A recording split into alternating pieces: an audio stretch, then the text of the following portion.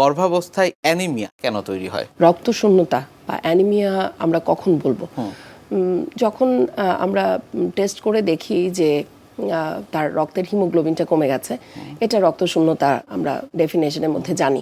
এবং তাকে বাইরে থেকে দেখতে পেইল দেখা যাচ্ছে, অথবা তার রেগুলার অ্যাক্টিভিটিসের মধ্যে সে কিছু পরিবর্তন খেয়াল করছে, যেমন হলো তার খুব ক্লান্ত লাগে, তারপর মাথা ঘুরায়, সে খুব ভালো মতো খাওয়া দাওয়া করতে পারছে না, অথবা দেখা যাচ্ছে কিছু দূর হেঁটে গেলেই তার হয়তো শ্বাসকষ্ট হচ্ছে, বুক ধরফর করে, সে কিছুক্ষণ বসে বিশ্রাম নিচ্ছে। এগুলো লক্ষণ নিয়ে আমাদের কাছে পেশেন্ট আসে। কিন্তু প্রেগন্যান্সিতে যখন রোগীরা এই ধরনের কমপ্লেনগুলো বলেন, তখন কিন্তু আসলে এটা কি প্রেগন্যান্সি জনিত নাকি তার আলাদাভাবে রক্তশূন্যতা আছে, সেটা কিন্তু ইনভেস্টিগেশন ছাড়া আসলে কনফার্ম করা যায় না। নিশ্চয়ই।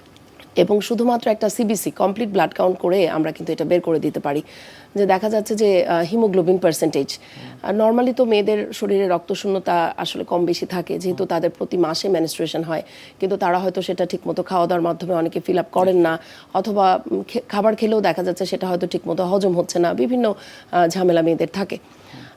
আবার অনেক সময় দেখা যায় তার হয়তো মানে এটা আমরা অনেকেই জানি যে হুকওয়ার্ম ইনফেস্টেশন আমাদের দেশে গ্রামগঞ্জে কিন্তু এটা বেশ আছে, যে কৃমির কারণে দেখা যাচ্ছে তার হয়তো অ্যাবজর্পশনটা ঠিকমতো হচ্ছে না।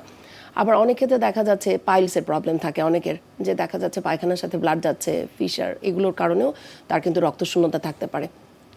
আমাদের দেশে মেয়েদের কিন্তু আরেকটা ব্যাপার হলো যে যেহেতু তারা রুটিন কোনো চেক আপে থাকে না, অনেকেই দেখা যাচ্ছে হয়তো কনসিভ করার আগে থেকেই রক্তশূন্য, বা তার হিমোগ্লোবিনটা হয়তো 9 বা তারও কম ছিল, কিন্তু সে হয়তো কখনো পরীক্ষা করেই দেখেনি।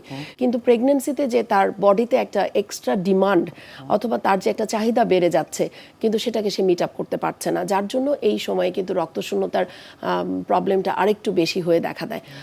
যে দেখা যাচ্ছে তার হয়তো টুইন প্রেগনেন্সি বা মাল্টিপল প্রেগনেন্সি, তখন তার বডিতে কিন্তু ডিমান্ড অনেক বেড়ে যায়, কিন্তু প্রথম 3 মাসে দেখা যাচ্ছে সে হয়তো তেমন কিছুই খেতে পারছে না, যেটা খাচ্ছে সেটাই বমি করছে, বা আয়রনযুক্ত যে খাবারগুলো সেগুলো সে নিতে পারে না।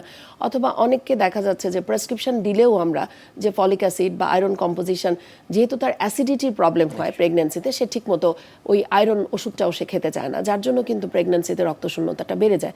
অথবা তার আগে থেকে যে অ্যামাউন্টটা ছিল সেটাকে আমরা ধরি যে হয়তো আগে থেকে কম, এখন আরও অ্যাগ্রাভেট হয়ে যাচ্ছে। এই ব্যাপারগুলো আসলে প্রেগনেন্সিতে কাজ করে। প্রেগন্যান্সির ক্ষেত্রেও কি লক্ষণ উপসর্গ আগের মতোই থাকবে যেমনটি বলছিলেন? প্রেগনেন্সিতে এটা আরও বেড়ে যায়, যেমন খুব বেশি অবসাদগ্রস্ততা, অথবা তার কিছুই খেতে ইচ্ছা করে না, খাবার রুচি কমে যাচ্ছে, তার বুক ধরফর করার পরিমাণটা অনেক বেশি বেড়ে যায়। প্রেগনেন্সিতেই তো হার্টবিট বাড়ে, তার সঙ্গে যদি তার অ্যানিমিয়া অ্যাড হয় তাহলে তার প্যালপিটেশন আরও বেড়ে যায়।